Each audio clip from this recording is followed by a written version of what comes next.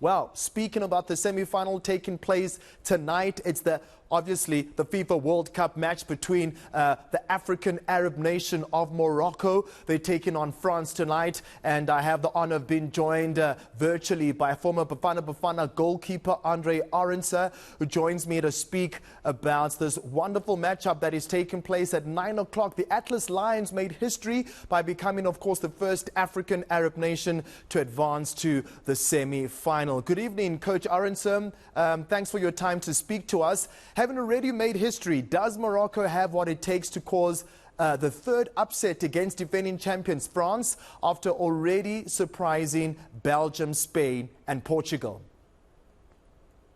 Good evening. Thanks for having me. And, you know, I dare say that they should be given the right to at least try to cause another upset.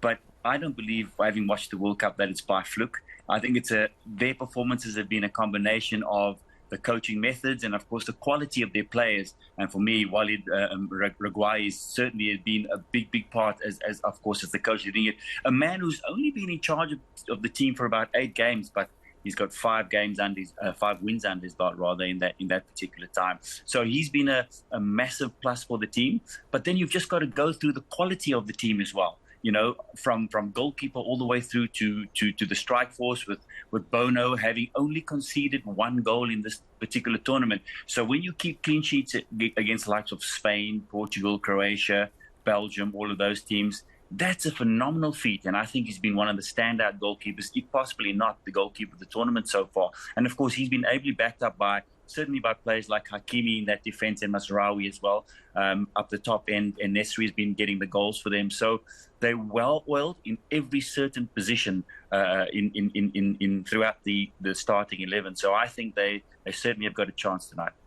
Coach, both Morocco and France finished off the game inside 90 minutes against Portugal and England, respectively. But extra time was required against Spain for the Atlas Lions in the round of 16. Is this an advantage for France?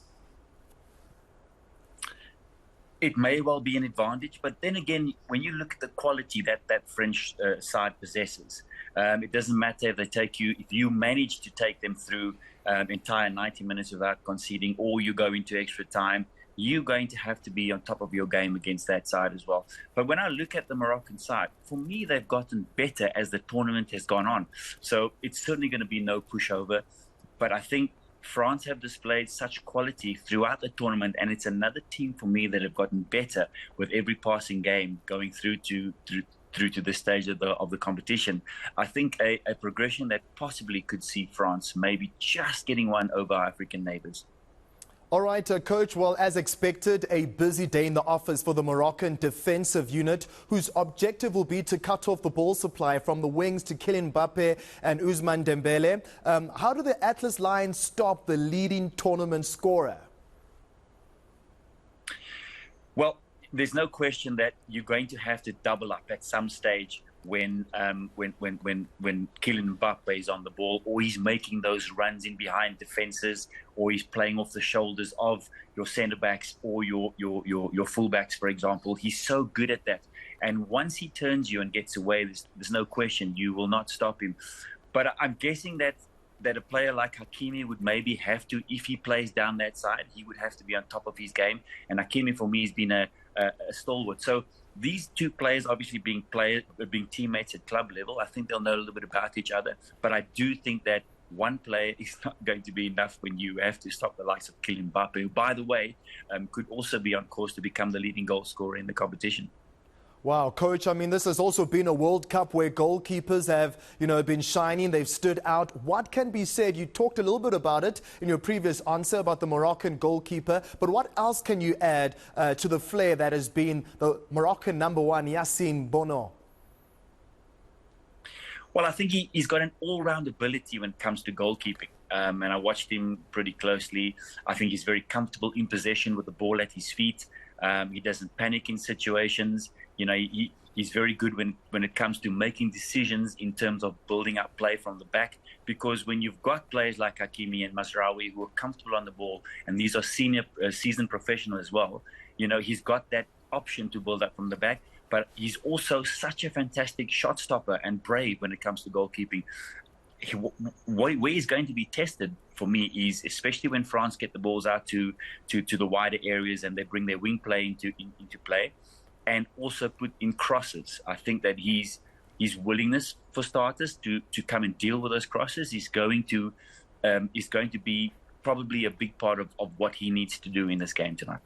All right, Coach Arendse, in closing, with Argentina having beaten Croatia in the first semi-final, who do you think will advance today and who is likely to win the tournament on Sunday? So my predictions have been terrible throughout the competition itself. So please don't ask me to predict tonight. But tonight's game for me is about the head, and on the other hand about the heart as well. And for me, the heart is saying Morocco all the way because of how they progress in the tournament. But I'm looking at the quality that the French side possess, and I'm going, the head says France to go into the final. Ooh, very tricky there. Loved how you put it there, Coach. Thank you very much for your time to speak to us ahead of the match between Morocco and France, of course, taking place at 9 o'clock tonight. That was Andre Arendse, former Bafana goalkeeper. He also represented the national team at the 2002 World Cup, so he definitely understands what it takes to play on the grand stage. Sally, it's Morocco tonight. They're up against France. Go Africa, go.